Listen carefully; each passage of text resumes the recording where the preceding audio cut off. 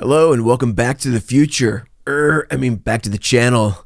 Do not adjust your screen and do not adjust your YouTube. Yes, this is a Michael J. Fox, Marty McFly action figure. And next to him is an iconic watch from Casio that was made famous by the film, or vice versa. I'm not sure. Maybe this watch made the film famous. None other than Back to the Future, released in July of 1985. Dare I say, this is a legendary film, a modern classic. Yes, it was hip to be square in the 80s, and our watches were no exception. I can't wait to show you this awesome calculator watch from Casio. It's the CA-53W. Let's get started.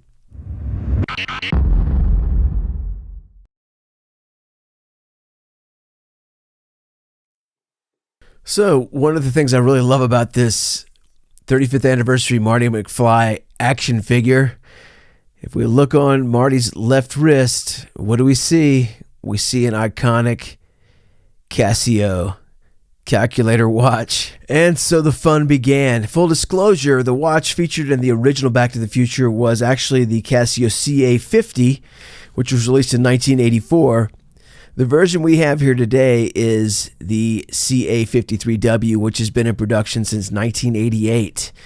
It was actually featured in Back to the Future 2 and 3, with the Casio CA-50 being in the original film. The only real difference between the two is mostly cosmetic. The original 50 is a more plain down version and also lacks the W in its name, which would be the water resistance feature of the more modern 53. So here's my copy. This one I think was picked up at Walmart. You can find these on Walmart, Amazon all day long for the $20 range and up. MSRP on Casio's website, Casio.com, is at $29.95. This watch has been around for so many years, and I've seen it in the $15 range before, but either way, it's still hard to believe that you can find this very iconic, nostalgic timepiece at this price point. Incredible. Let's outline some of the key features of this watch. Of course, first and foremost, it is a calculator. Features an 8-digit featured calculator with 12 and 24-hour timekeeping. Of course, year, month, date, and day, as well as a auto counter with this particular module through the year 2099. Daily alarm and hourly time signal, stopwatch, 1/100th of a second, and split feature. We have your button tone on and off, which is real handy if you're using the calculator. You know which buttons you pushed or when you pushed them.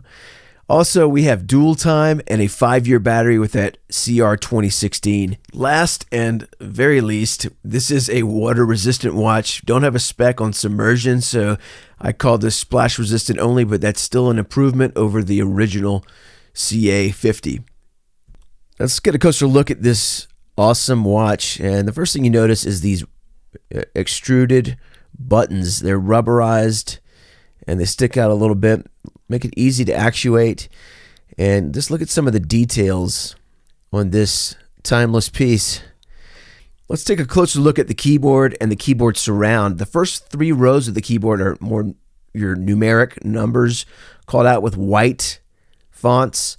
The last row, row 4, is more of a function, the red being your calculator and the gold being more function. And when you see it that way, the colors will help you identify which key does what. So 4 rows of keys, all pretty straightforward and practical once you sort of look at it in segments that way. Let's go through some of the functionality from the main timekeeping screen. The upper right-hand corner, very top right button, is your toggle between the main timekeeping and the current date. All you do is go to the upper right-hand corner, hold down the button. It is an on-demand button, so it doesn't toggle. You have to hold it down, year, month, date, and day of the week. Let's go ahead and pop out the manual for my copy of this iconic watch. And we'll see that, yes, the original watch was module 437, I believe. And we are at module 3208, same manual. There's very little difference between the two modules. The only ones I'm finding in the manual have been the battery life. On the original, I think, was a 3-year battery. It was a different battery. And also the calendar on the original ran up to 2079, and the newer 3208 runs up to 2099, as we mentioned before. Let me go ahead and bring up a screen grab from the manual off of Casio.com. You can see there's one protruding button there. That's your C button. That's basically your main button. And then there's a recessed B button that allows you to sort of sub-mode things inside the menu. Right now we're in the calculator mode. We hit that recessed B, and that turns on our tone button so we can hear all of the keys when we press them.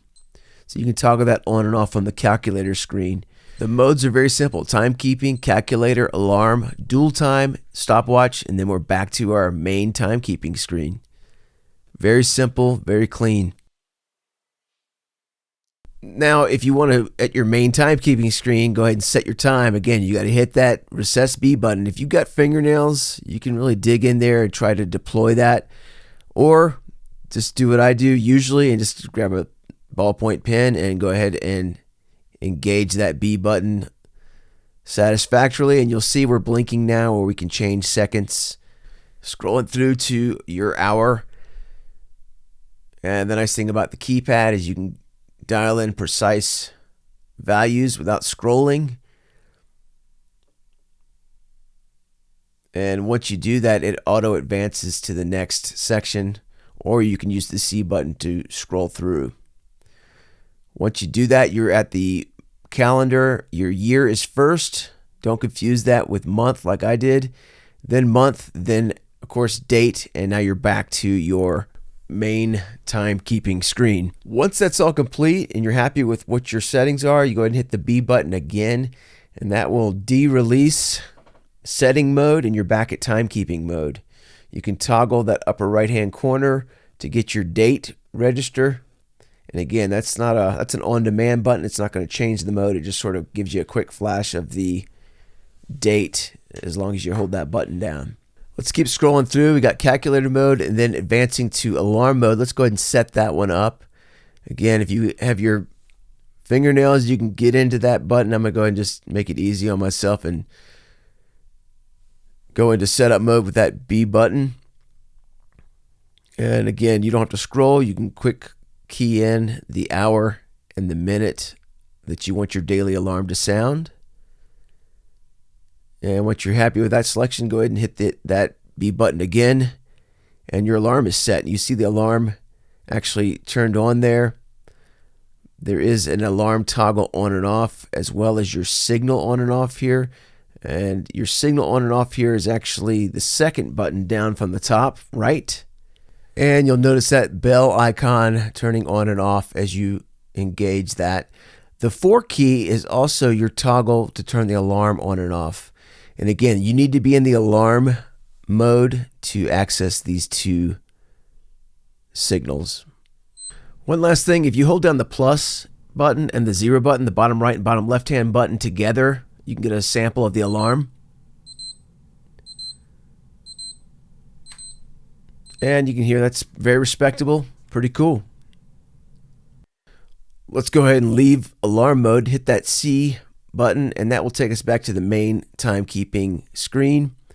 Scrolling through again, calculator, alarm, dual time. Again, we're going to set that to any city, any time zone that we want. Do that the same way we just set up our main timekeeping. Let's keep scrolling through to our stopwatch, and you can see we have a start stop button at the very bottom right hand corner. That'll start and stop. Your reset and or lap split button is your 0 button in the far left hand corner, and that will do lap times for you. You can stop it again and then reset.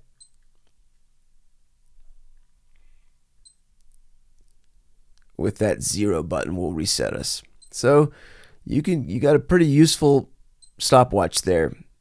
Basic start, stop, lap or split. You see that little lap button there, and you hit it again and it resumes your main overall time. Very useful for timing an event within an event. So you can see we've stopped that first event or the second event, and we hit it again, we're going back to the main event. So Pretty useful stopwatch feature. Hitting your mode button again, you're scrolling back through to your main timekeeping. One thing I did notice is the tone button does not give you that high pitch alert when you get back to the main screen. It's sort of, I guess, a newer module feature, but just wanted to point that out as well. Let's get some additional looks at this cool watch. Really love the case and love the detail on the sides and how it ties in so well with the watch band. I love the callouts under the acrylic window there, Casio, and the water resistance info. Probably the only criticism I have is going to be that acrylic glass, you know, that's going to scratch, as is and will the keyboard backing. Probably the only other criticism is no backlight, but I digress. Love the watch band, love the Casio buckle. It's plastic, it's lightweight, it's part of the charm of the watch. Would talk you into trying to keep this band on this watch because it's definitely part of the charm of this package. Looking at the case back, this is a made in China watch.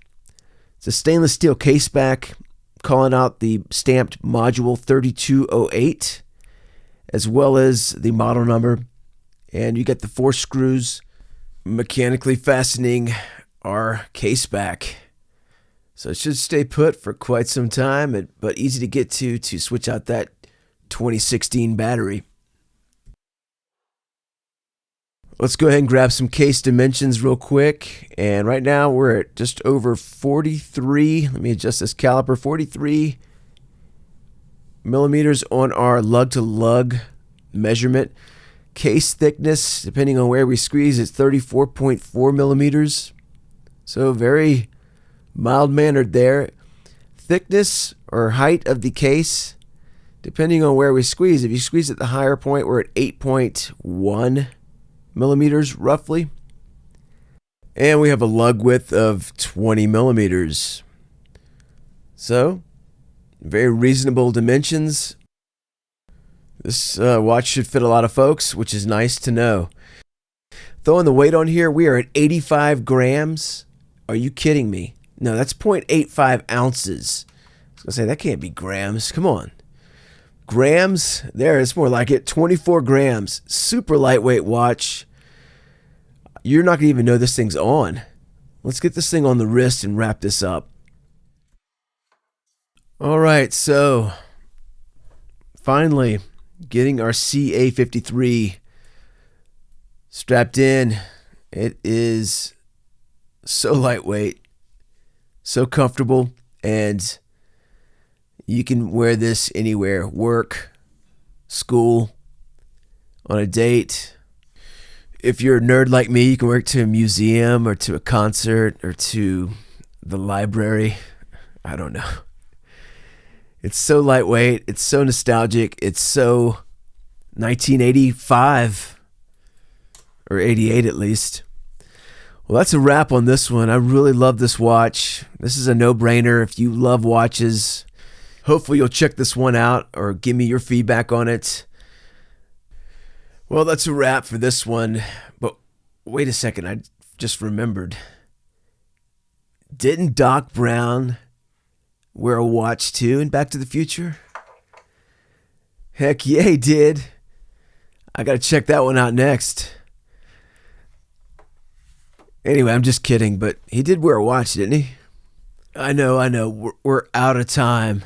Thanks for tuning in. Please like, comment, subscribe. I'll see you next time. So, am I a nerd if I have action figures from Back to the Future? And a calculator watch? Maybe.